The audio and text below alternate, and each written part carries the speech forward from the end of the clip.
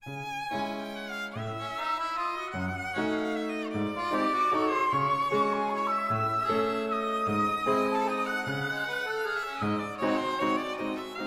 Slovenskej národnej galérii vôbec prvýkrát na Slovensku poukazuje na materiál, ktorý patrí časovo do obdobia Biedermeiera a súvisí s geografickým prostredím dnešného Slovenska.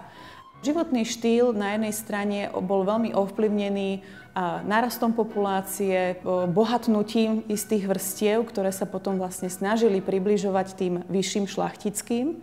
A na druhej strane tieto šlachtické, vysoké spoločenské vrstvy si začali uvedomovať, že predsa len ich život by mal byť viac komfortnejší, jednoduchší a tieto dve línie spoločenské sa k sebe akýmsi spôsobom približujú.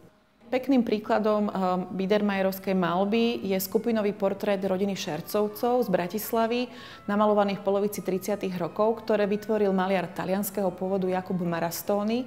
Predstavuje rozvetnenú veľkú rodinu obchodníka Filipa Šerca, ktorý za svoje zásluhy v obchode získal dokonca šlachtický titul. Takže je to taký veľmi pekný príklad toho prepojenia toho sveta vyššej triedy a tej strednej triedy. A aj formát samotného obrazu je takouto ukážkou, čo si už povedzme človek v tomto postavení mohol dovoliť.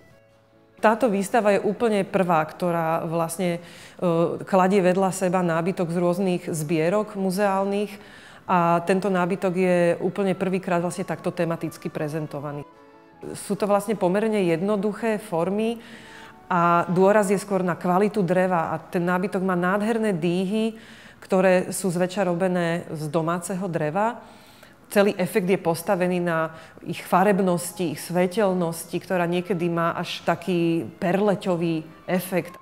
Nás môže tešiť, že vlastne aj v tom spišskom prostredí vznikali exkluzívne kusy, ktoré využívali tie najväčšie novinky tej doby. Čiže aj vlastne mešťania alebo šlachta na Slovensku mohla žiť naozaj v tom najmodernejšom prostredí.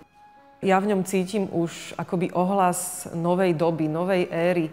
Môžeme si všimnúť, že vlastne ten nábytok sa zbavuje všetkej prezdobenosti, je oveľa praktickejší, oveľa pohodlnejší na každodenné žitie. Prispôsobuje sa ľuďom v ich najrôznejších činnostiach. Ten nábytok konečne po mnohých stáročiach ľuďom slúžil a nebolo to naopak, že ľudia slúžili nábytku. V období Biedermeiera, myslím, platil taký nepísaný slogan "Povedz to pohárom", pretože skoro všetko sa objavovalo na pohároch, hlavne ale želania veľa zdravia, šťastia, lásky, radosti. A naozaj poháre s touto tematikou, tzv. Spomienkové a gratulačné, boli nesmierne populárne.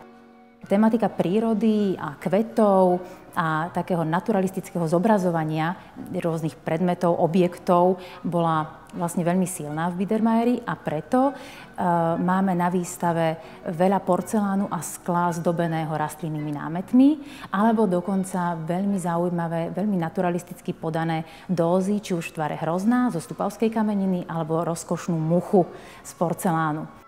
Tým, že to boli naozaj väčšinou predmety, ktoré tí ľudia používali, od toho slova užitkový, ktoré naozaj im na niečo slúžili, strašne veľa o nich vypovedajú.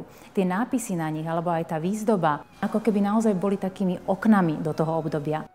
Veľmi dúfame, že projekt Biedermeier Slovenskej národnej galérie priláka divákov, pretože tu budú mať možnosť vidieť naozaj unikátne predmety, ktoré zastupujú všetky žánre a všetky témy a druhy, ktoré vlastne súvisia s obdobím Biedermeieru.